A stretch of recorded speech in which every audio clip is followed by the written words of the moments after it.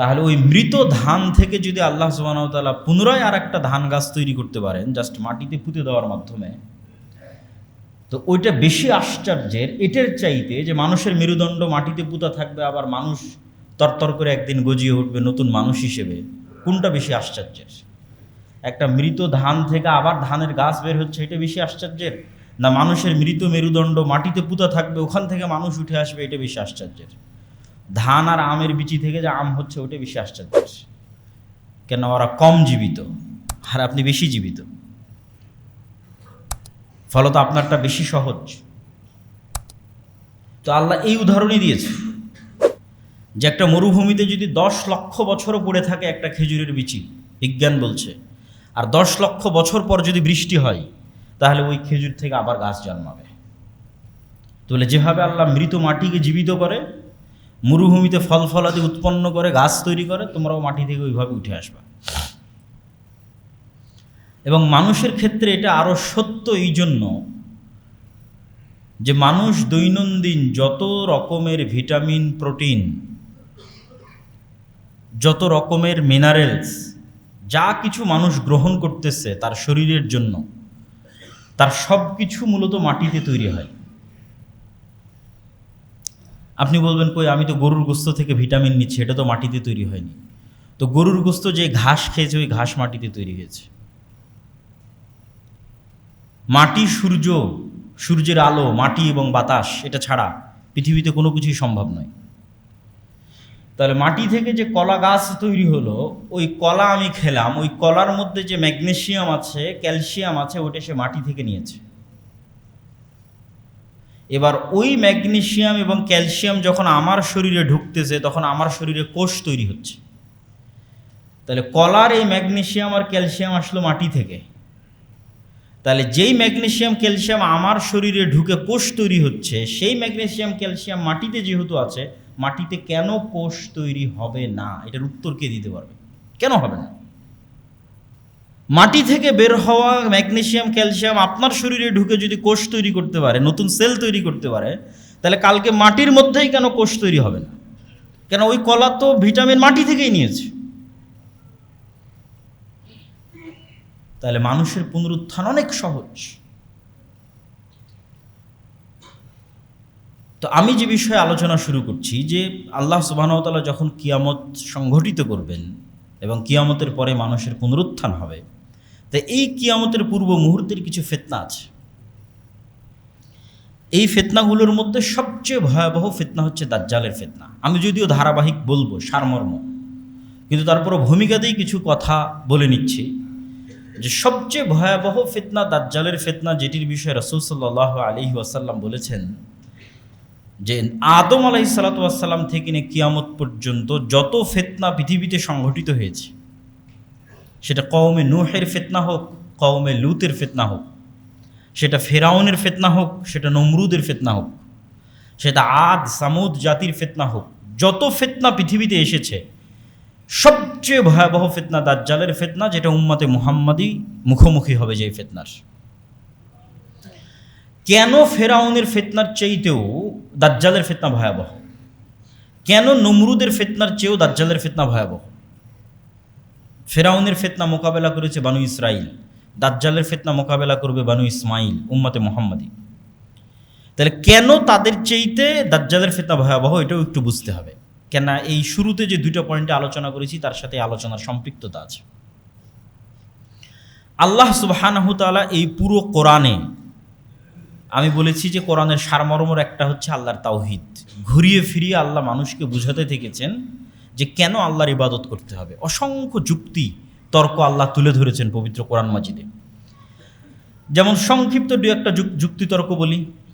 কুরবানির আগে যে মসজিদে, আপনাদের বেরায়েদের যে মসজিদে আলোচনা করছিলাম, সেই মসজিদে বলছিলাম যে ইব্রাহিম আলাইহিস সালাম তার জাতিকে যুক্তি দিয়ে বুঝাচ্ছেন, তোমরা যে মূর্তির পূজা করো, এই মূর্তি কথা বলতে পারে না, কানে শুনতে পায় না, তাহলে যে কথা বলতে পারে না, শুনতে পারে না, তার তোমরা কেন ইবাদত করো? তো এইরকম অসংখ্য যুক্তি কোরআনে আল্লাহ তুলে ধরেছে। যে আকাশ থেকে বৃষ্টি বর্ষণ করতে পারে না, যে নদী নালা খাল বিল পাহাড় তৈরি করতে পারে না, তার তোমরা কেন ইবাদত করো? সেটাই মারিয়াম আলাইহিসসালামের সন্তান ঈসা আলাইহিসসালাম হোক, সেটা শাহজালাল শাহপরাণ হোক, মা কালী মা দুর্গা, যত বাতিল ইলাহের ইবাদত মানুষ করতেছে, তারা কেউই রব হওয়ার প্রমাণ দিতে পারবে না। আর যে রব হওয়ার প্রমাণ দিতে পারে না, সে ইবাদতের যোগ্য নয়। এই জন্য আল্লাহ সূরা ইখলাস কুল হুয়াল্লাহু আহাদ যে সূরা, এই সূরার মধ্যে রব হওয়ার চ্যালেঞ্জ দিয়েছেন, যে তুমি যদি ইবাদতের যোগ্য হতে চাও, রব হওয়ার চ্যালেঞ্জ গ্রহণ করো। লাম ইয়ালিদ ওয়া লাম ইউলাদ, তুমি কি জন্ম হয়েছো কারো পেটে? তাহলে তো তোমার মৃত্যু আছে। তুমি তো অনাদি অনন্ত নও, তাহলে তুমি কেমনে ইবাদতের যোগ্য? মানে জন্ম হলেই তো একটা নির্ধারিত সময়ে আগমন হয়েছে। যার নির্ধারিত সময় আগমন হয়েছে, সে কেমনে রব হতে পারে? কেন রব মানে তো আসমান জমিন সব কিছু সৃষ্টি করতে হবে। ওয়ালাম ইয়াকুল্লাহু কুফুয়ান আহাদ, তোমার মতো কেউ আছে কিনা? এবং আয়াতুল কুরসিতেও একই চ্যালেঞ্জ দেওয়া আছে, আল্লাহু লা ইলাহা ইল্লা হুয়াল হাইয়ুল কাইয়্যুম, চিরঞ্জীব, মারা গেছে কিনা দেখো, মরলে ইবাদতের যোগ্য কেমনে হয়? যে চিরস্থায়ী চিরঞ্জীব, সে ইবাদতের যোগ্য। লা তাখুযুহু সিনাতুন ওয়ালা নাওম, বিনা ঘুমে থাকতে পারি কিনা, বিনা রেস্টে থাকতে পারি কিনা দেখো। কে আছে, কোন মানুষ আছে বিনা ঘুমে টিকে আছে, বিনা খাওয়ায় টিকে আছে? নাই। তাহলে নাই মানে এটা তার দুর্বলতা। এই দুর্বলতা যার মধ্যে আছে, সে কিভাবে রব হতে পারে? এরকম অসংখ্য যুক্তি আল্লাহ তুলে ধরেছে। যুক্তিগুলোর সারমর্ম হচ্ছে যে রব হওয়ার প্রমাণ দিতে পারবে না, সে ইবাদতের যোগ্য নয়। তো এই যুক্তিতে ফেরাউন বাতিল প্রমাণ হয়ে গেছে, এই যুক্তিতে নমরুদ বাতিল প্রমাণ হয়ে গেছে, আরও অসংখ্য যত বাতিল ইলাহ ছিল সবই বাতিল, আজকেও বাতিল প্রমাণ হবে। কিন্তু ভয়ঙ্কর বিষয় হচ্ছে, এত সত্য যুক্তি থাকার পরেও কত পার্সেন্ট মানুষ আল্লাহর ওপর ঈমান আনয়ন করেছে? এত শক্তিশালী মজবুত যুক্তি থাকার পরেও আজকের কত পার্সেন্ট মানুষ শিরক মুক্ত আছে? এবার চিন্তা করেন, সেই দিন কি হবে যেই দিন দাজ্জাল শুধু উলুহিয়াতের দাবি করবে না, রব হওয়ার প্রমাণও দিবে। যেই দিন দাজ্জাল বলবে আকাশ বৃষ্টি বর্ষণ করো, তো আকাশ বৃষ্টি বর্ষণ করবে। জমিনকে বলবে ফসল উৎপাদন করো, তো ফসল উৎপাদন করবে। বলবে বৃষ্টি বর্ষণ করিও না, বৃষ্টি বর্ষণ হবে না। ফসল উৎপাদন করিও না, ফসল হবে না। এমনকি মানুষকে হত্যা করে ইনস্ট্যান্ট মৃত মানুষকে জীবিতও করতে পারবে দাজ্জাল। তার কাছে জান্নাত থাকবে, জাহান্নাম থাকবে। তাহলে রব হওয়ার যে আলামতগুলো থাকে, তার কিছু কিছু আলামত দাজ্জাল পূরণ করতে পারবে ইনস্ট্যান্ট। তাহলে চিন্তা করেন, মানুষ আজকের যুগে এমন কেউ নাই যে রব হওয়ার প্রমাণ দিতে পারবে, তারপরও মানুষ ওই বাতিল ইলাহগুলোর ইবাদত করতেছে। কোরআনের এত শক্ত দলিল থাকার পরেও, এত শক্ত যুক্তি থাকার পরেও ওই সমস্ত বাতিল ইলাহের মানুষ ইবাদত করতেছে, যাদের রব হওয়ার প্রমাণ তারা দিতে পারবে না। তাহলে এই মানুষগুলোর কি হবে সেই দিন, যেই দিন দাজ্জাল নিজের রব হওয়ার প্রমাণ দিয়ে দিবে? সেই দিন তো যারা আজকে তাওহীদপন্থী আছে, এরাও পথভ্রষ্ট হয়ে যাবে। আপনাকে একটা ছোট্ট এক্সাম্পল দিই, উদাহরণ দিই। এই যে তেলের সংকট, গাড়িতে তেল পাওয়া যাচ্ছিল না কিছুদিন পূর্বেই, তেল নাই, বিদ্যুৎ নাই, কিছু নাই।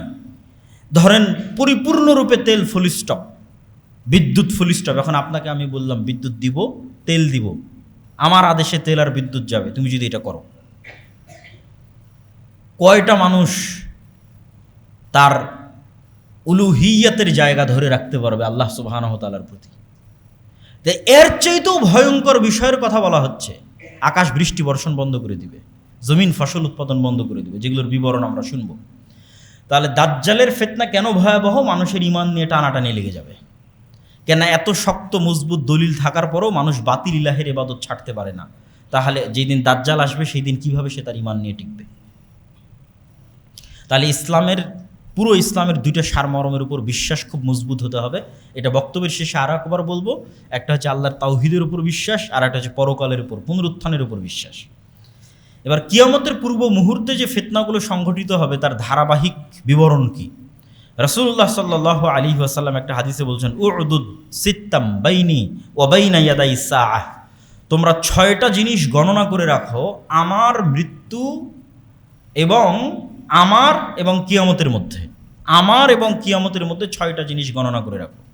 1 নম্বর মাউতি, আমার নিজের মৃত্যু।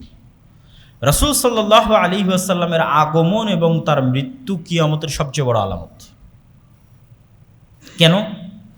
আগে যত নবী এসেছে প্রত্যেক নবীর পরে মানুষ তার পরবর্তী নবীর অপেক্ষা করেছে। মানুষের কাজ কি ছিল? একজন নবী চলে গেল, পরের নবীর অপেক্ষা করো, এটা মানুষের দায়িত্ব ছিল। এরপরে কে নবী আসতেছে দেখো। কিন্তু মুহাম্মদ সাল্লাল্লাহু আলাইহি ওয়াসাল্লাম আসার মাধ্যমে এবং তার মৃত্যুর মাধ্যমে পরবর্তী কোনো নবীর অপেক্ষা নয়। মানে বাক্যটা এরকম, ঈসা আলাইহিস সালাতু ওয়াস সালামের পরে কে? মুহাম্মদ সাল্লাল্লাহু আলাইহি ওয়াসাল্লাম। দাউদ আলাইহিস সালাতু ওয়াস সালামের পরে কে? সুলাইমান। তাহলে মুহাম্মদ সাল্লাল্লাহু আলাইহি ওয়াসাল্লামের পরে কে? শূন্য স্থান পূরণ হচ্ছে কিয়ামত।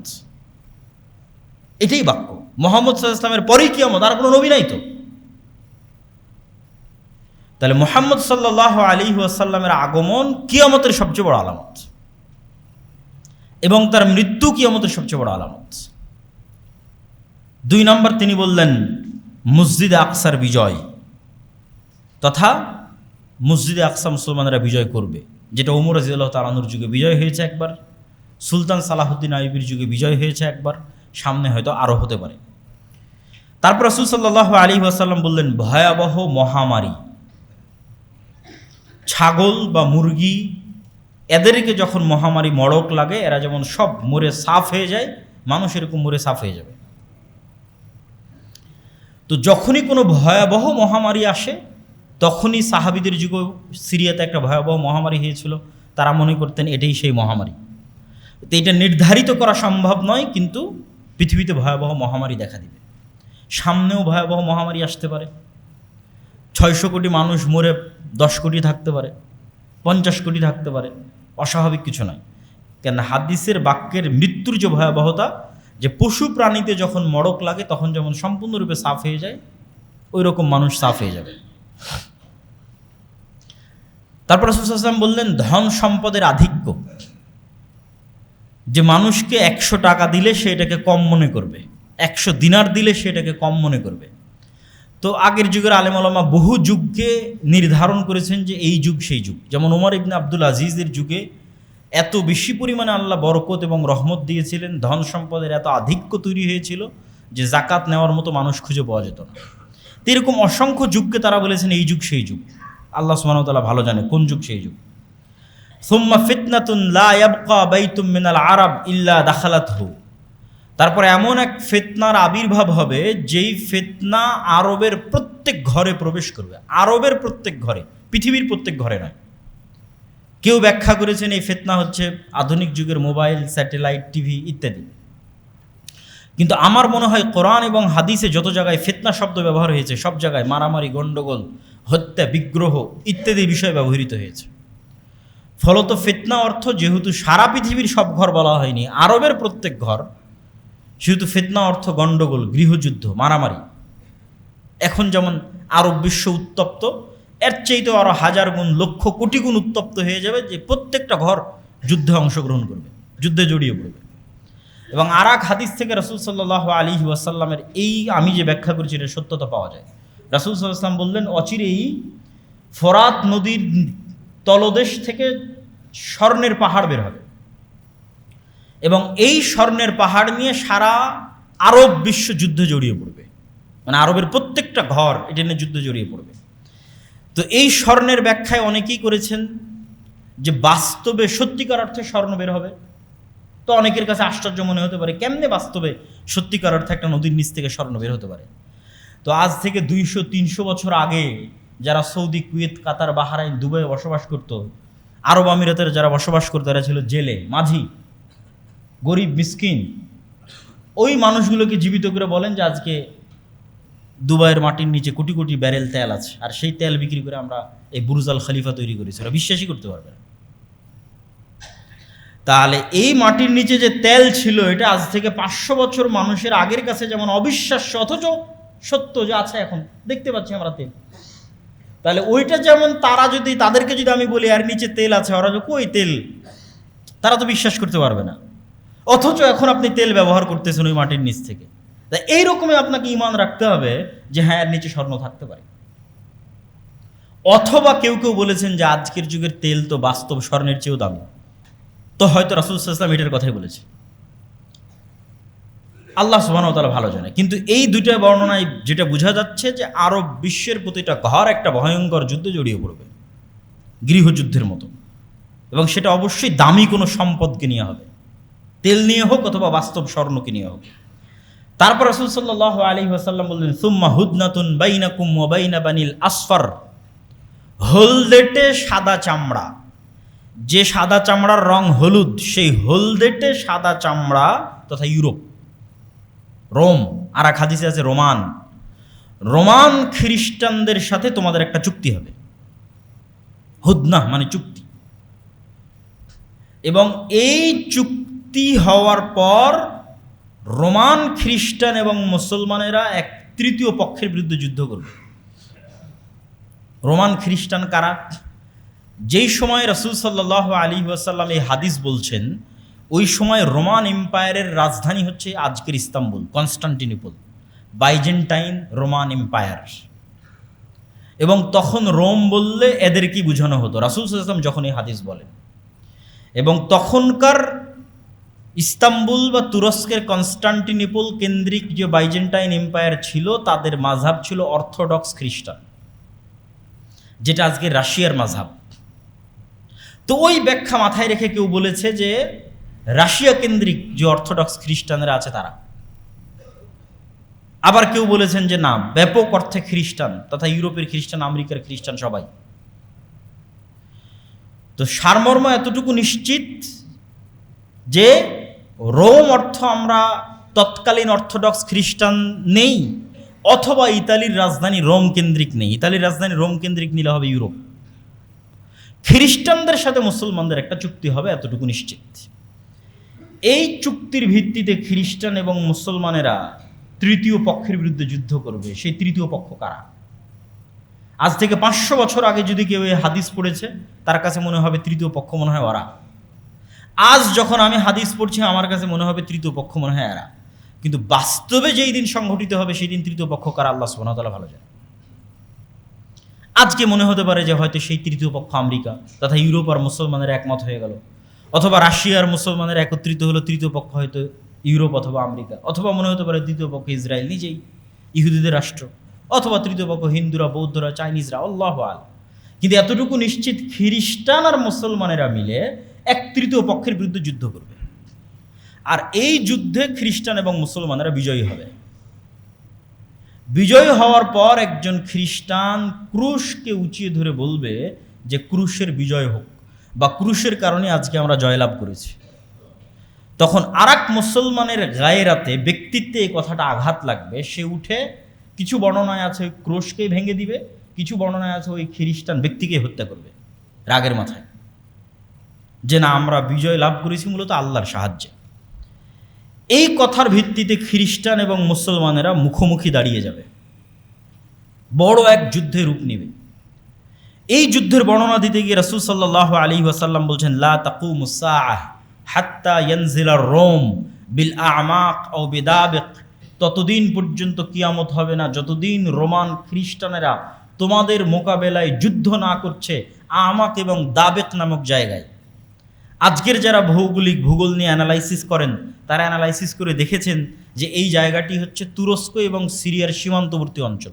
আজকের তুরস্ক এবং আজকের সিরিয়ার যে সীমানা আছে, এই সীমান্তবর্তী হালব বলে আরবিতে, ইংরেজিতে বলে আলেপ্পো, এটা একটা প্রদেশ।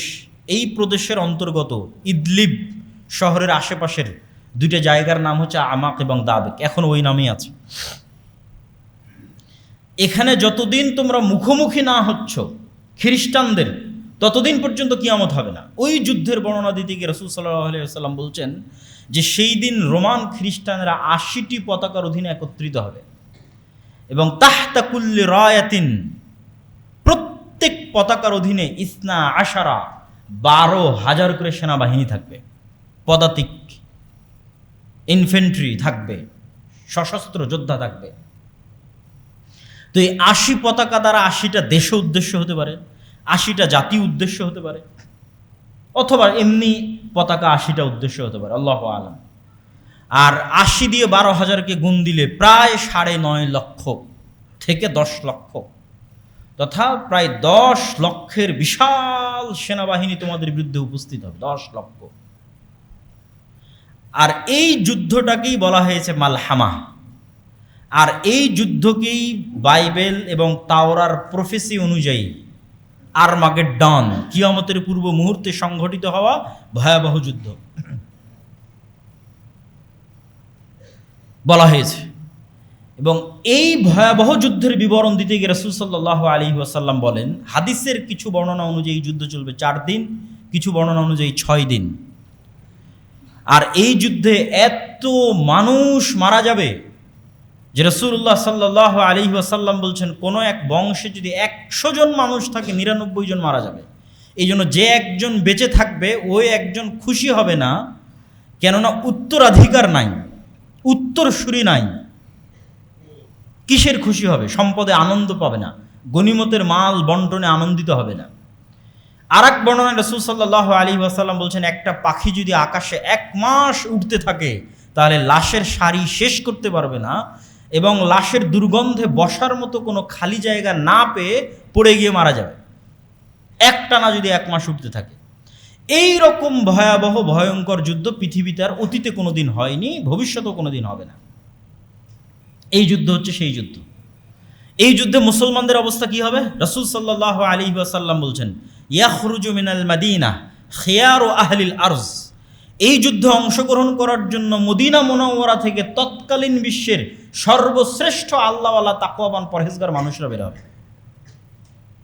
এবং যখন মদিনার মুজাহিদরা এই যুদ্ধে অংশগ্রহণ করার জন্য আসবে, তখন রোমান খ্রিস্টানরা বলবে, খাল্লু বাইনানা ওয়া বাইনা ইখওয়ানিনা, আরে আমাদের সমস্যা তো শাম বা সিরিয়ার মানুষের সাথে, তোমরা কেন মদিনা থেকে এই যুদ্ধে অংশগ্রহণ করতে আসছো? তখন মদিনার মানুষরা বলবে, আমরা আমাদের ভাইদেরকে একা ছেড়ে দিতে পারি না। রাসূলুল্লাহ সাল্লাল্লাহু আলাইহি ওয়াসাল্লাম বলেন, সেই দিন মুসলমানেরা 3 ভাগে বিভক্ত হবে। সুলুসুন ইয়ানহাজিম, 3 ভাগের 1 ভাগ যুদ্ধের মাঠ থেকে পালিয়ে যাবে। লা ইয়াতুবুল্লাহু আলাইহিম আবাদা, আল্লাহ কিয়ামত পর্যন্ত এদের তওবা কবুল করবেন না। ইসলামে কবিরা গুনাহের যত লিস্ট আছে, ধরেন 1 নম্বরে শিরক, পিতামাতার অবাধ্যতা, সুদ খাওয়া, অন্যায়ভাবে মানুষকে হত্যা করা, জেনা করা, এই যে বড় গুনাহের যে তালিকা, তার 10টার মধ্যে সর্বশীর্ষ বড় গুনাহের 10টার একটা যুদ্ধের মাঠ থেকে পালিয়ে যাওয়া। কিন্তু সকল কবিরা গুনাহ তওবা করলে মাফ হয়, কিন্তু ওই দিন যুদ্ধের মাঠ থেকে যারা পালিয়ে যাবে তাদের ক্ষেত্রে রাসূল সাল্লাল্লাহু আলাইহি ওয়াসাল্লাম বলছেন এদের তওবা কবুল হবে না। তাহলে 3 ভাগের 1 ভাগ মুসলমান পালিয়ে গেল, 3 ভাগের 1 ভাগ মুসলমান শহীদ হয়ে যাবে। রাসূল সাল্লাল্লাহু আলাইহি ওয়াসাল্লাম বলেন, হুম আফজালুশ শুহাদা ইনদাল্লাহ, আসমানের নিচে জমিনের উপরে ওই 3 ভাগের 1 ভাগ মানুষ যারা শহীদ হবে তারা আল্লাহর নিকটে সবচেয়ে প্রিয় শহীদ পৃথিবীর ইতিহাসের। আর সুলুসুন, 3 ভাগের 1 ভাগকে আল্লাহ সুবহানাহু ওয়া তাআলা বিজয় দান করবেন। হুম লা ইফতানুনা আবাদা, এই যে 3 ভাগের 1 ভাগ মানুষ বিজয় হলো, এরা মৃত্যু পর্যন্ত আর কোনোদিন ফিতনায় পতিত হবে না। মানে এই 3 ভাগের 1 ভাগ মানুষ দাজ্জালের ফিতনা থেকেও মুক্ত থাকবে, এই 3 ভাগের 1 ভাগ মানুষ ইয়াজুজ মাজুজের ফিতনা থেকেও মুক্ত থাকবে। সামনে আর যে ফিতনায় আসুক না কেন, ওই ফিতনায় তারা তাদের ঈমান হারা হবে না, এদের ঈমান মাহফুজ হয়ে গেছে যারা বিজয়ী হবে। তারপরে ইয়াফতাতিহুনা কুস্তুনতুনিয়া, এই বিজয়ের পর তারা কনস্টান্টিনোপল বিজয় করবে, আজকের তুরস্কের রাজধানী ইস্তাম্বুল। রাসূল সাল্লাল্লাহু আলাইহি ওয়াসাল্লাম বলছেন। তো ইস্তাম্বুল তো এখন মুসলমানদের কাছে আছেই। যখন আল্লাহর নবী হাদিস বলেন তখন ইস্তাম্বুল মুসলমানদের কাছে ছিল না। শুধু তাই নয়, ইসলামের পুরো ইতিহাসের একটা আশ্চর্যজনক পয়েন্ট আপনাদেরকে বলি। মুসলমানেরা যখন ক্রুসেডের যুদ্ধে, যখন ভয়ঙ্কর 200 বছর যাবৎ ক্রুসেডের যুদ্ধে মুসলমানেরা আছে, মসজিদ আকসা হারিয়ে ফেলেছে, তখনও কিন্তু ইস্তাম্বুল, কনস্টান্টিনোপল মুসলমানদের হাতে নেয়। যখন মুসলমানেরা মঙ্গোলীয়দের বিরুদ্ধে বাগদাদে আব্বাসীয় খেলাফতের পতন হয়ে যাচ্ছে, তখনও কিন্তু কনস্টান্টিনোপল, কুস্তুনতুনিয়া মুসলমানদের হাতে নেয়। এগুলোর পরে মুসলমানেরা ওসমানী সালতানাতের সময় মোহাম্মদ আল ফাতেহ কনস্টান্টিনোপল বা কুস্তুনতুনিয়া বিজয় করেছে, অনেক পরে। তো আল্লাহর নবী কিয়ামতের পূর্ব মুহূর্তেও কুস্তুনতুনিয়া বিজয়ের ভবিষ্যৎবাণী করছেন। তার অর্থ হচ্ছে হয়তো এই কনস্টান্টিনোপল, এই ইস্তাম্বুল, এই তুরস্ক একদিন মুসলমানদের হাত থেকে বেরিয়ে যাবে। তাহলে না মুসলমানেরা বিজয় করবে। আর এক হাদিসে রাসূলুল্লাহ সাল্লাল্লাহু আলাইহি ওয়াসাল্লাম বলছেন, হে আমার সাহাবীরা, তোমরা এমন এক শহরের কথা শুনেছো, সামি'তুম বিমাদিনাতিন জানিবুম মিনহাল বার ওয়া জানিবুম মিনহাল বাহর, এমন এক নগরীর কথা শুনেছো যার এক পাশে সমতল আর এক পাশে সমুদ্র। তোমরা চিনো এই নগরী, এই শহর? তো বলে হ্যাঁ চিনি। এইটা কোন নগরী? কিছু আলেম ওলামা বলেছে এটাই কনস্টান্টিনোপল, ইস্তাম্বুল, কেউ বলেছেন এটা ইতালির রাজধানী রোম। তো রাসূল সাল্লাল্লাহু আলাইহি ওয়াসাল্লাম বলছেন লা তাকুমুস সাআ, ততদিন পর্যন্ত যুদ্ধ হবে না যতদিন না ইসহাক আলাইহিস সালাতু ওয়াস সালামের বংশের ৭০,০০০ মুসলমান এই শহর যুদ্ধ করে বিজয় না করছে। আর সেই যুদ্ধ এমন যুদ্ধ হবে লা ইয়ারমুনা সাহমান ওয়ালা ইয়ালকুনা সিলাহান, তারা কোনো তরবারিও ব্যবহার করবে না, কোনো তীরও চালাবে না, কোনো গুলিও চালাবে না, কোনো অস্ত্র ব্যবহার করবে না, শুধু মুখ দিয়ে উচ্চারণ করবে লা ইলাহা ইল্লাল্লাহু আল্লাহু আকবার। শুধু এই আওয়াজে শহর বিজয় হয়ে যাবে, শহরের দেওয়াল পড়ে যাবে। পৃথিবীর সবচেয়ে পাওয়ারফুল শক্তি হচ্ছে আওয়াজ। এই হাদিস বলে আমি আমার জিকিরের আলোচনায় বলেছি, এই হাদিস বলে যে পৃথিবীর সবচেয়ে পাওয়ারফুল এনার্জি, পাওয়ারফুল সুবহানাহু ওয়া তাআলা ব্যবহার করে। কুন ফায়াকুন, হও হয়ে যাও। আল্লাহ সুবহানাহু ওয়া তাআলা আওয়াজ কুন ফায়াকুন, হও হয়ে যাও আদেশের মাধ্যমে সকল কিছু কমপ্লিট করে দেন, সম্পূর্ণ করে দেন। জাদু টোনা থেকে বলেন, মন্ত্র থেকে বলেন, বদনজর থেকে বলেন, সব কিছু আওয়াজের ভিত্তিতে। আবার ওইটা থেকে বাঁচার যে স্ট্র্যাটেজি, সেটাও আওয়াজ। আওয়াজ যেহেতু সবচেয়ে পাওয়ারফুল, এই জন্য উম্মতে মুহাম্মাদীকে আল্লাহ সুবহানাহু ওয়া তাআলার পক্ষ থেকে এমন মুজিজা দেওয়া হয়েছে, পার্মানেন্ট মুজিজা, যেটা মূলত আওয়াজ, সেটা হচ্ছে কোরআন। কেন? কোরআন কার আওয়াজ? আল্লাহ সুবহানাহু ওয়া তাআলার। এই জন্য এটা উম্মতে মুহাম্মাদীর পার্মানেন্ট মুজিজা, সবচেয়ে পাওয়ারফুল। তো ওইটা নিয়ে আরও জিকিরের কোনো একদিন আলোচনা করলে সেদিন বিস্তারিত আলোচনা করব। তাহলে কোনো অস্ত্র ছাড়া, কোনো কিছু ব্যবহার করা ছাড়া শুধু আওয়াজ উচ্চারণ করে শহর বিজয় হয়ে যাচ্ছে। আর কেউ বলেছেন এই শহর হচ্ছে ইতালির রাজধানী রোম, তথা ওই যে মালহামা সংঘটিত হলো, ওই মালহামার পরে মুসলমানেরা যেমন কনস্টান্টিনোপল বিজয় করবে, বিজয়ের পর এই বিজয়ের ধারা চলতেই থাকবে, চলতে চলতে ইতালির রাজধানী রোম পর্যন্ত এই বিজয় পৌঁছে যাবে। আর এই বর্ণনা লজিক্যাল। কি জন্য লজিক্যাল? যদিও ওই হাদিসটা জয়ীফ, কিন্তু কনটেক্সট বলছে এটা সম্ভব। কেন সম্ভব? খ্রিস্টানেরা তাদের সর্বোচ্চ শক্তির বহিঃপ্রকাশ ঘটিয়ে ফেলেছে 10 লক্ষ সেনাবাহিনী উপস্থিত করে। তাহলে এই যুদ্ধে যখন তাদের পরাজয় হয়ে গেছে, তাদের তো আর কোনো শক্তি নেই, তারা তো আর কোনো বাধাই দাঁড় করাতে পারবে না। কেননা সর্বোচ্চ শক্তির বহিঃপ্রকাশ ঘটিয়েছে 10 লক্ষ সেনাবাহিনী সন্নিবেশিত করে। তাহলে এখন আর সারা বিশ্বে মুসলমানদের বাধা প্রদানকারী আর কোনো শক্তি বাকি নেই। ফলত মুসলমানরা শুধু কনস্টান্টিনোপল বিজয় করবে না, পুরো ইউরোপ বিজয় করবে, মসজিদে আকসা বিজয় করবে, পুরো ভারত বিজয় করবে। এগুলো সব দাজ্জাল আসার পূর্বেই হবে। এই জন্য কেউ কেউ মনে করে যে দাজ্জাল পৃথিবীতে আসার আগে পুরো পৃথিবীর কন্ট্রোল নাকি দাজ্জাল নিজের হাতে নিবে। আমি এই চিন্তা চেতনায় বিশ্বাস করি না। হাদিসের কনটেক্সট বলতে যে দাজ্জাল বের হওয়ার আগেই, ঈসা আলাইহিস সালাতু ওয়াস সালাম আসার আগেই সারা পৃথিবী মুসলমানরা বিজয় করে নিচ্ছে। এখনও তো দাজ্জাল আসেনি। 10 লক্ষ সেনাবাহিনী পরাজিত হয়ে গেছে, কনস্টান্টিনোপল বিজয় হচ্ছে, ইতালির রাজধানী রোম বিজয় হচ্ছে। কোনো নবী নাই, নতুন কোনো নবী নাই, নতুন কোনো কোরআন নাই, নতুন কোনো হাদিস নাই, আমার আপনার মতো মুসলমানেরা বিজয় করতেছে। আল্লাহু আকবার। এই যে এই বিজয় নতুন কোনো নবী আছে, নতুন কোনো কোরআন আছে, নতুন কোনো হাদিস আছে? এই কোরআন পড়ে আর এই হাদিস পড়ে আমার এবং আপনার মতো মুসলমানেরা বিজয় করতেছে। তখনও দাজ্জালও আসেনি, ঈসা আলাইহিস সালামও আসেনি। তো মুসলমানদের এই অপ্রতিরোধ্য বিজয় ধারা যখন সারা পৃথিবীতে ছড়িয়ে পড়বে এবং দাজ্জালের যে প্রজেক্টগুলো আছে এগুলো বাস্তবায়ন করার মতো কোনো শক্তি যখন পৃথিবীতে বাকি থাকবে না, তখন মাসীহ হিসেবে দাজ্জালের আগমন হবে।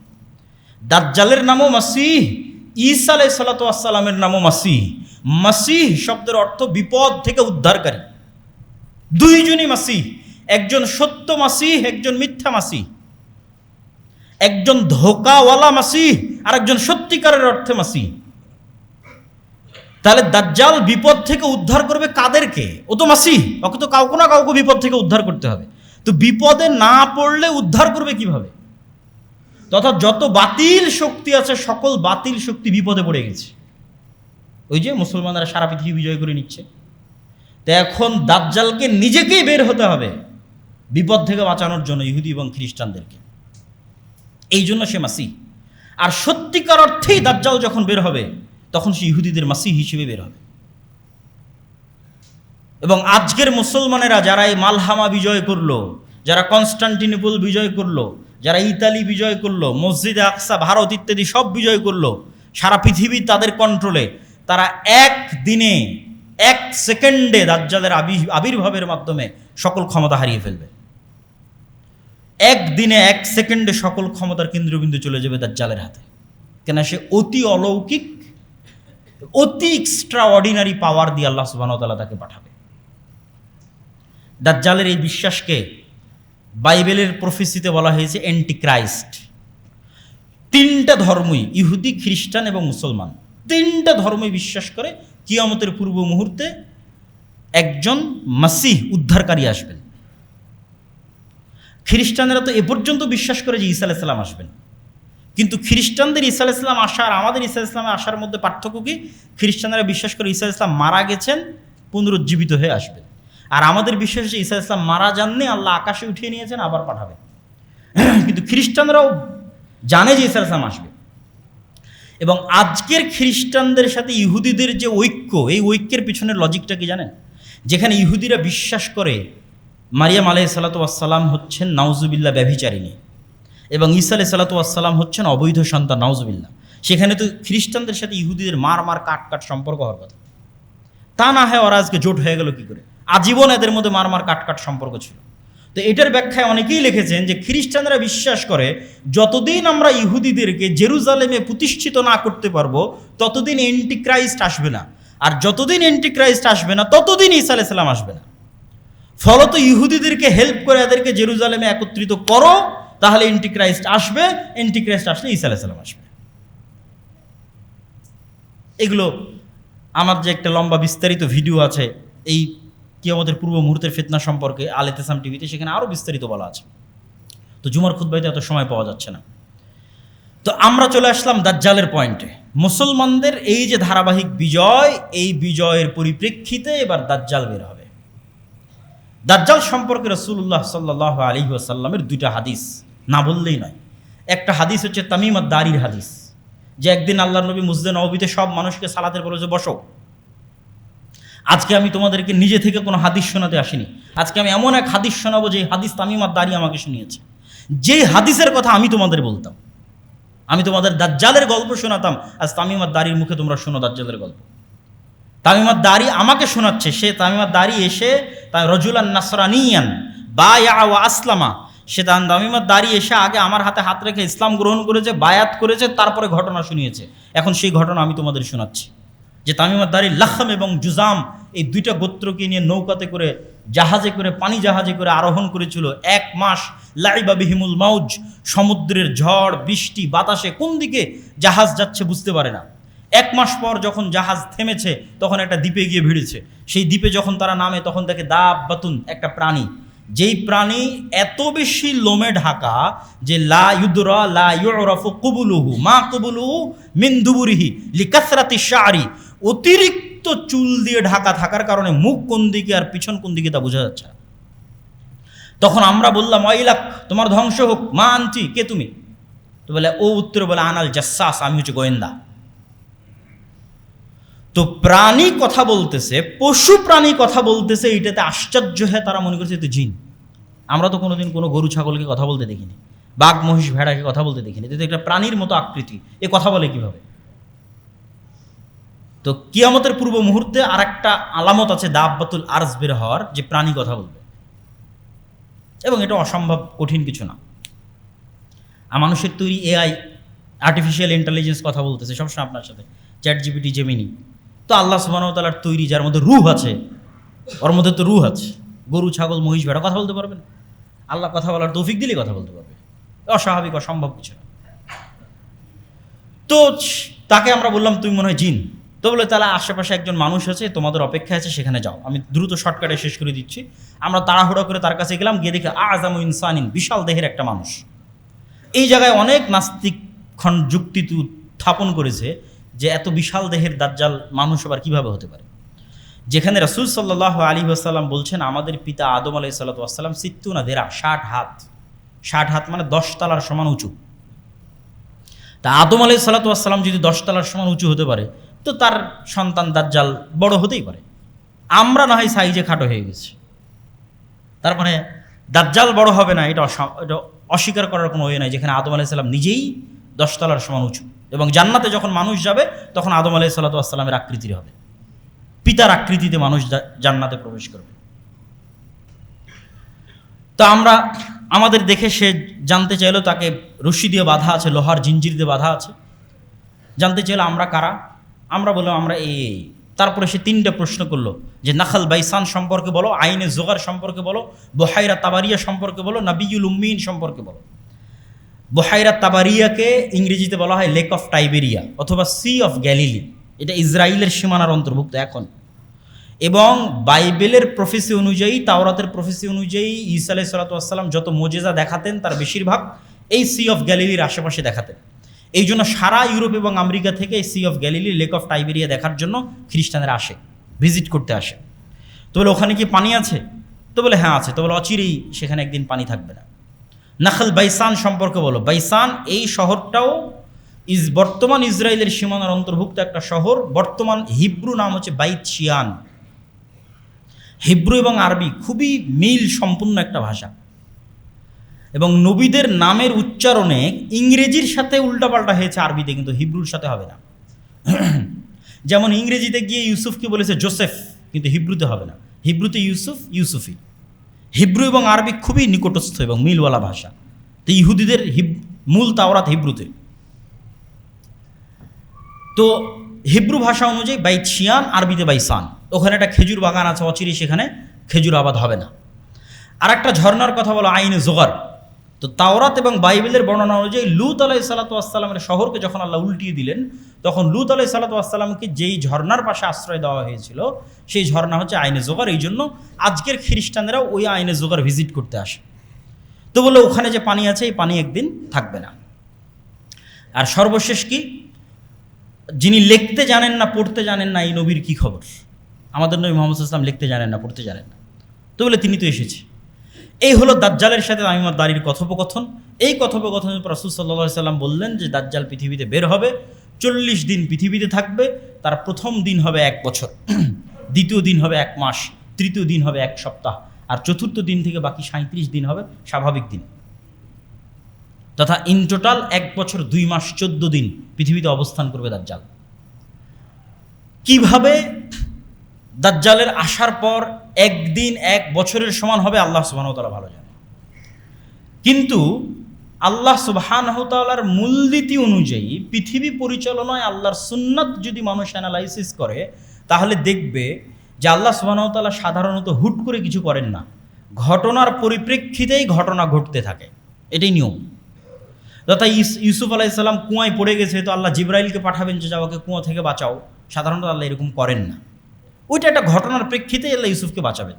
একদল ব্যবসায়ী ওদিক দিয়ে যাচ্ছে, ওদের পানির দরকার হচ্ছে, পানি উঠানোর জন্য কুয়াতে বালতি ফেলতেছে, সেই বালতির সাথে ইউসুফ আলাইহিস সালাম উঠে আসতেছে, ঘটনার মাধ্যমে আল্লাহ তাকে বাঁচাচ্ছেন। যখন মানুষ ইউসুফ আলাইহিস সালামকে জেলে দিয়ে দিল, তো জেলের দরজা ভেঙে, জেলের গেট ভেঙে ফেরেশতা পাঠিয়ে ইউসুফকে বের করা, এটা আল্লাহর জন্য তো কিছুই নয়। কিন্তু ইউসুফ আলাইহিস সালামকে জেল থেকে বের করা হবে অত্যন্ত ধারাবাহিক একটা ঘটনা পরিক্রমায়। বাদশা স্বপ্নে দেখবে, সেই স্বপ্নের ব্যাখ্যা কেউ জানে না, কে জানে? ইউসুফ জানে। ইউসুফকে ডাকো, স্বপ্নের ব্যাখ্যা করতে গিয়ে তাকে মুক্তি দিয়ে দিচ্ছে। সাধারণত আল্লাহ সুবহানাহু ওয়া তাআলা লাতিফ, তিনি যা কিছু করেন সূক্ষ্মভাবে করেন, হুট করে হুমজিকেল আল্লাহ সুবহানাহু ওয়া তাআলা সাধারণত করেন না। আল্লাহ চাইলে করতে পারেন, যে এখনও আল্লাহ সুবহানাহু ওয়া তাআলা চাইলে করতে পারেন যে সূর্যকে থামিয়ে দিলেন, একদিন 1 বছরের সমান হয়ে যাবে। ইউশা বিন নুন যখন জেরুজালেম বিজয় করে, তখন আল্লাহ সূর্যকে থামিয়ে দিয়েছিলেন জেরুজালেম বিজয়ের জন্য, সহিহ হাদিস।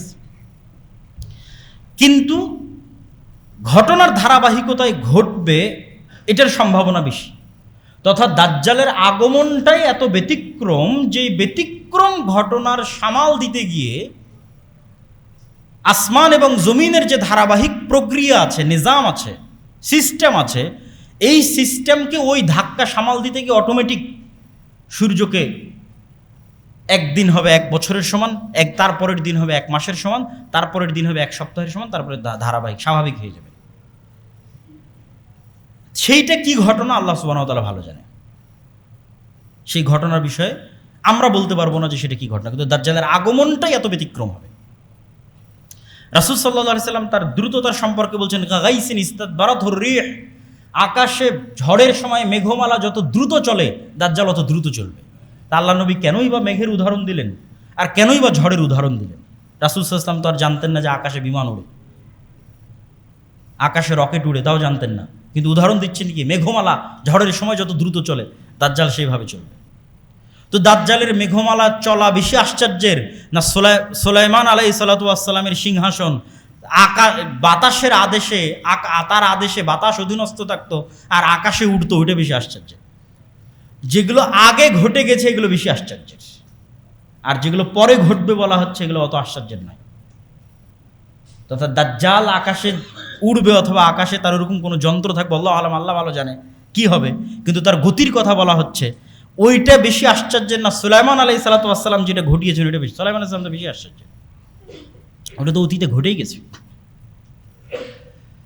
তো দাজ্জাল রাসূল সাল্লাল্লাহু আলাইহি ওয়াসাল্লাম বলছেন ইরাক এবং শামের নগরীর মধ্যে দিয়ে হাঁটবে, কোনো অঞ্চলে গিয়ে বলবে এই তোমরা আমার প্রতি ঈমান আনো, তো বলে ঈমান আনবে, সারা পৃথিবীর সব ধন সম্পদ ওদের পিছনে ছুটবে। কোনো এক শহরে গিয়ে বলবে ঈমান আনো, আনবে না, আসমান জমিন সব বৃষ্টি বর্ষণ বন্ধ করে দিবে, পৃথিবী ঘাস পাতা উৎপন্ন করবে না, খাবে কি, আগে থেকে যে ফার্নিচার আছে কাঠের এগুলো চাবিয়ে চাবিয়ে খাবে, জ্বালিয়ে জ্বালিয়ে খাবে। রাসূল সাল্লাল্লাহু আলাইহি ওয়াসাল্লাম হাদিসে বলছেন ধনুক তীর সেগুলো থেকে মানুষ খাবার অন্বেষণ করবে ঈমান বাঁচাতে গিয়ে। ভয়ঙ্কর ভয়াবহ অবস্থা। এবার এই ভয়ঙ্কর ভয়াবহ অবস্থা থেকে বাঁচাতে ঈসা আলাইহিস সালাতু ওয়াস সালাম আসবেন। তাহলে ঈসা আলাইহিস সালামও মাসিহ, বিপদ থেকে উদ্ধারকারী। কাদেরকে বিপদ থেকে উদ্ধার করতেছেন? বিপদগ্রস্ত মুসলমানদেরকে বিপদ থেকে উদ্ধার করতেছেন। দাজ্জালও মাসিহ, কাদেরকে বিপদ থেকে উদ্ধার করতেছে? ইহুদি খ্রিস্টানের বিপদ থেকে উদ্ধার করতেছে। এবার ঈসা আলাইহিস সালাতু ওয়াস সালামও ওই এক্সট্রা অর্ডিনারি অতি অলৌকিক ক্ষমতা নিয়ে আসবেন। স্বাভাবিক মানুষের পক্ষে দাজ্জালের মোকাবেলা করা সম্ভব নয়। আল্লাহ ঈসা আলাইহিস সালাতু ওয়াস সালামকে সেই অলৌকিক ক্ষমতা দিয়ে পাঠাবেন যেটা তিনি দাজ্জালকে মোকাবেলা করতে পারবেন। সেটা কেমন পাওয়ারফুল? রাসূল সাল্লাল্লাহু আলাইহি ওয়াসাল্লাম বলছেন ঈসা আলাইহিস সালামের নিঃশ্বাস যত দূর যাবে কোনো কাফের যদি থাকে নিঃশ্বাসে মারা যাবে। আল্লাহু আকবার! কি অলৌকিক ক্ষমতা নিয়ে তিনি আসবেন।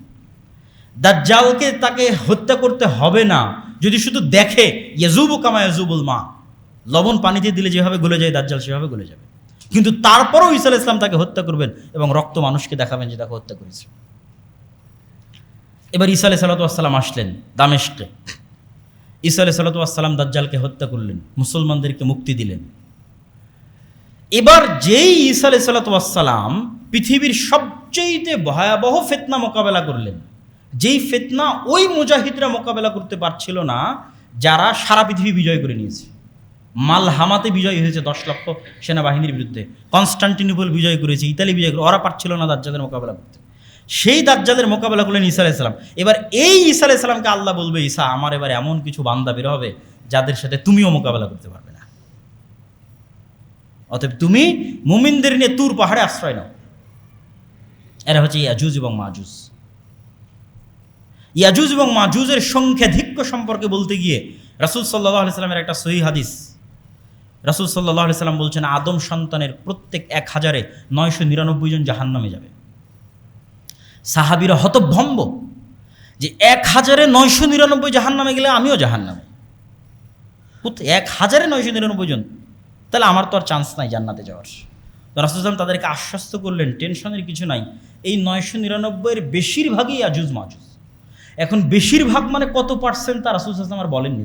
ধরলাম 900 জন, 999-এর 900 জন ইয়াজুজ মাজুজ, ধরলাম 999-এর 600 জন ইয়াজুজ মাজুজ। তাহলে 600 জন 900 জনও যদি ইয়াজুজ মাজুজ হয় তাহলে ইয়াজুজ মাজুজের সংখ্যা কত হতে হবে? আদম থেকে না কিয়ামত পর্যন্ত যা মানুষ আসবে তার 900 গুণ। এখনকার 600 কোটির 900 গুণ নয়, এখন যে 600 কোটি বেঁচে আছে আর 900 গুণ নয়, আদম থেকে না কিয়ামত পর্যন্ত যা মানুষ হবে তার 900 গুণ হতে হবে ইয়াজুজ মাজুজকে। তবে এই হিসাব মিলবে যে 1000-এ 999-এর বেশিরভাগ জাহান্নামী ইয়াজুজ মাজুজের, নাহলে হিসাব মিলবে না। তো ইয়াজুজ মাজুজ কোথায় আছে? এত বিশাল সংখ্যক ইয়াজুজ মাজুজ। দাজ্জাল কোথায় আছে? এটা নিয়ে কিন্তু অনেক প্রশ্ন মানুষের মনের মধ্যে তৈরি হয় এবং নাস্তিকরা কিন্তু তৈরি করে। এটার 2-3টা উত্তর দিয়ে এবং দাজ্জালের ফিতনা থেকে কিভাবে বাঁচবো সেটা বলে বক্তব্য শেষ করে দেব। ইয়াজুজ মাজুজ দাজ্জাল কোথায় আছে?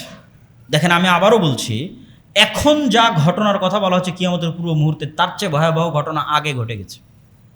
এই জন্য বলা হয়েছে দাজ্জালের ফিতনা থেকে বাঁচতে সূরা কাহাফ পড়ো। কেননা সূরা কাহাফে যেই ঘটনাগুলো আছে, এই ঘটনা পৃথিবীর ইতিহাসে সবচেয়ে ব্যতিক্রম ঘটনা। সূরা কাহাফে আছে খিজির আলাইহিস সালাতু ওয়াস সালামের ঘটনা, মুসা আর খিজির। সূরা কাহাফে আছে আসহাবে কাহাফের ঘটনা। সূরা কাহাফে আছে জুলকারনাইন আর ইয়াজুজ মাজুজের ঘটনা। সূরা কাহাফের মধ্যে আছে দুই ভাইয়ের ঘটনা যারা বাগান নিয়ে, মানে দুইজনই মোটামুটি ধনী ছিল। একজন বেশি টাকা পয়সার কারণে খুব অহংকার করবে, তার এগুলো আবার কোনোদিন নষ্ট হয় নাকি, ধ্বংস হয় নাকি, কিয়ামতকে অস্বীকার করেছে। আল্লাহ সব রাতের মধ্যে ধ্বংস করে দিয়েছে। তো এই চারটে ঘটনা আছে সূরা কাহাফের মধ্যে। তো এই সূরা কাহাফের এই ঘটনাগুলো কিয়ামতের পূর্ব মুহূর্তে যা ঘটবে তার চেয়ে বেশি আশ্চর্যের। যেমন আসহাবে কাহাফের কথা বলা হচ্ছে যে তোমরা যদি ওদের দেখো তাহসাবুহুম আইকাযা, তোমরা মনে করবে এরা জেগে আছে, জাগ্রত মানুষ, অথচ ওরা ঘুমন্ত আছে। এমনভাবে আমি তাদের রেখেছিলাম। 309 বছর তাদের উপর দিয়ে অতিক্রম হয়ে গেছে, তারা মনে করছে আমরা তো কিছুক্ষণ ঘুমিয়েছিলাম। সময়ের আপেক্ষিকতা বলেন অথবা যেটাই বলেন, অনেক রহস্য এই আসহাবে কাহাফের ঘটনার মধ্যে লুকিয়ে আছে। আবার মুসা এবং খিজির আলাইহিস সালাতু ওয়াস সালাম সফর করছেন। মুসা ইসলাম বললেন আমি সবচেয়ে জ্ঞানী, আল্লাহ বললেন তোমার চেয়ে জ্ঞানী এক বান্দা আছে, সাক্ষাৎ করতে চাও? আল্লাহ বললেন না, অমুক শহর, অমুক নগরী, অমুক গ্রামে যাও। বললেন একটা মাছ ভেজে নাও, এই সমুদ্রের ধার দিয়ে চলতে থাকো, মাছ যেখানে জীবিত হয়ে যাবে সেখানে পাবা। তো মাছ এক জায়গায় জীবিত হয়ে সমুদ্রে চলে গেল। মুসা আলাইহিস সালাতু ওয়াস সালাম বা তার সঙ্গী ইউশা বিন নুন বুঝতে পারে। পুনরায় যখন ফিরে আসছেন তখন খিজির আলাইহিস সালাতু ওয়াস সালাম সালাম শুনে, আসসালামু আলাইকুম শুনে আশ্চর্য জিজ্ঞেস করছেন এটা কার সালাম? দুনিয়াতে তো সালাম শুনিনি, জান্নাতের সালাম কিভাবে? তারপরে খিজির আলাইহিস সালাতু ওয়াস সালাম যা যা ঘটাচ্ছেন একটাও ফিজিক্সের রুলস অনুযায়ী চলে না। যে ভবিষ্যতে যেই বাচ্চা তার পিতা মাতাকে কষ্ট দিবে সেই বাচ্চাকে খিজির আলাইহিস সালাম অতীতে হত্যা করতেছেন, কিন্তু টাইম ট্রাভেলের মতো। কিন্তু বাস্তবে টাইম ট্রাভেল কিনা তা জানি না, আল্লাহ সুবহানাহু ওয়া তাআলা ভালো জানে। কিন্তু সায়েন্স ফিকশনে এগুলো টাইম ট্রাভেল। তো ফিজিক্সে যা সংঘটিত হওয়া সম্ভব নয় তাই খিজির আলাইহিস সালাতু ওয়াস সালাম সংঘটিত করতেছেন। তারপরে খিজির আলাইহিস সালাতু ওয়াস সালামের সাথে বিচ্ছেদ হয়ে গেল। খিজির আলাইহিস সালাম কোথায় ছিলেন, কোথায় থেকে আসলেন? জুলকারনাইন এক লম্বা সফর করলো 3 দিকে। এক সফরে গিয়ে ইয়াজুজ মাজুজকে পেল, তাদেরকে দেওয়াল দিয়ে আটকে দিল। তাহলে ইয়াজুজ মাজুজ কিয়ামতের সময় আসবে, ওইটার চেয়ে বেশি আশ্চর্যের যে এত বিশাল সংখ্যক ইয়াজুজ মাজুজকে জুলকারনাইন কোথায় পেল আর কোথায় আটকে রাখলো। তাহলে ঘটনা তো আগেই ঘটেছে। তো এটার উত্তর হচ্ছে আল্লাহ সুবহানাহু ওয়া তাআলা, 1 নম্বর উত্তর, আল্লাহু আলা কুল্লি শাইইন কাদির, আল্লাহ সকল কিছুর উপর ক্ষমতাবান। তিনি আমাদের সাথে এই মসজিদে এখন ফেরেশতারাও বসে আছে, ফেরেশতাদের আমরা দেখতে পাই না। এই মসজিদের মধ্যে যদি একটা পাখি ছেড়ে দেন, ওই কাঁচে গিয়ে বাড়ি খাবে, জানালা খুঁজে পাবে না। কুকুর আমাকে যেভাবে দেখে আপনি আমাকে সেভাবে দেখেন না, আপনি আমাকে যেভাবে দেখেন কুকুর সেভাবে দেখে না। সাপের দৃষ্টি আমাকে দেখার আরও ভিন্ন। প্রত্যেকটা প্রাণীর আর একটা প্রাণীকে দেখার জগৎ ভিন্ন। মাছ যেই জগতে বসবাস করে ওই জগতে আমরা বসবাস করতেই পারবো না। মাছ পানির জগতে বসবাস করে, সেই জগতে পৃথিবীর আর কোনো সৃষ্টি বসবাসই করতে পারবে না। তাহলে মাছের জগতের চিন্তা চেতনা এবং রুলস ভিন্ন। তো এই জন্য একই পৃথিবীতে বসবাস করার পরও ডাইমেনশন আলাদা হলে পাশাপাশি থাকতে পারবে। জিনেরা আছে, ফেরেশতারা আছে, আল্লাহ সুবহানাহু ওয়া তাআলা সেভাবেও রাখতে পারে। ওয়া হুয়া আলা কুল্লি শাইইন কাদির। অথবা এটাও হতে পারে আল্লাহ সুবহানাহু ওয়া তাআলা বলছেন আমি 7 আসমান 7 জমিন সৃষ্টি করেছি। 7 আসমান সৃষ্টিতে যা সময় লেগেছে 7 জমিন সৃষ্টিতে তাই সময় লেগেছে, এবং 7 জমিনও আমার আদেশ ওহী অবতীর্ণ। তো 7 জমিনের কোনো এক জমিনেও থাকতে পারে, কিন্তু নিশ্চিত করে বলা সম্ভব নয়। কিন্তু আপনি কোনো যুক্তি দিয়ে এটাকে খণ্ডন করতে পারবেন না যে আমি দেখতে পাচ্ছি না, আমার ক্যামেরা আমার প্রযুক্তির লেন্সের মধ্যে আসতেছে না, ফলত দাজ্জাল এবং ইয়াজুজ মাজুজ নাই, ফলত দাজ্জাল আমেরিকা, ফলত দাজ্জাল এআই, ফলত ইয়াজুজ মাজুজ মুখ না।